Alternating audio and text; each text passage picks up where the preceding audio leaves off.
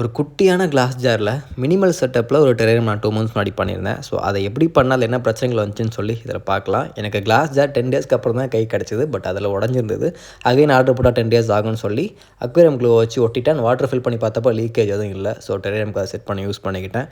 இது ஆக்சுவலி ரொம்ப குட்டியான கிளாஸ் ஜார் 500 ml நினைக்கிறேன். அண்ட் ட்ரைனேஜ் லேயர் ஆட் பண்ணிவிட்டு டெரேரியமுக்கு தேவையான சாயிலையும் ஆட் பண்ணிவிட்டு ஸ்பாக்னம் மாஸ் வந்து அந்த மாய்ஸ்சர் அண்ட் ஹியூமிடிட்டியை மெயின்டைன் பண்ணுறதுக்கு ஆட் பண்ணிக்கிட்டேன். ஸோ இதுதான் ரொம்ப சின்ன செட்டப்.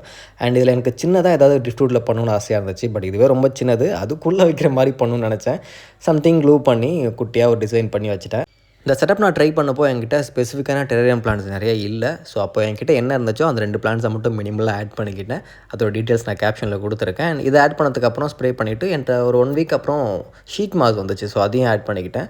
ஃபைனலி இவ்வளோ தான் செட்டப். அந்த ஸ்ப்ரிங் டெயில்ஸ், பூச்சி, ஐசோபேட்ஸ்லாம் வாங்கினேன் இல்லையா, அதெல்லாம் இந்த மாதிரி சின்ன சின்ன செட்டப்பில் யூஸ் பண்ணுறது தான் வாங்கினேன். பெரிய செட்டப்பில் ஆட் பண்ணுறப்போ இன்னமும் சூப்பராக இருக்கும். இதை செட் பண்ணி ஆல்மோஸ்ட் 50 டேஸ் ஆச்சு. And still doing well. இதுக்கு மெயின்டெனன்ஸ் பார்த்தீங்கன்னா 3 டேஸ் கொஞ்சம் வாட்டர் ஸ்ப்ரே பண்ணணும். அட்லீஸ்ட் 10 ஹவர்ஸ் வந்து ப்ராப்பராக லைட்டிங் கொடுத்தாலே போதும். வேறு எந்த மெயின்டெனன்ஸ் ஒர்க்குமே இல்லை. சீக்கிரமே பெரிய க்ளோஸ்டு டெரேரியம் ப்ராப்பராக செட் பண்ணி சிறப்பாக அப்டேட் கொடுப்போம்.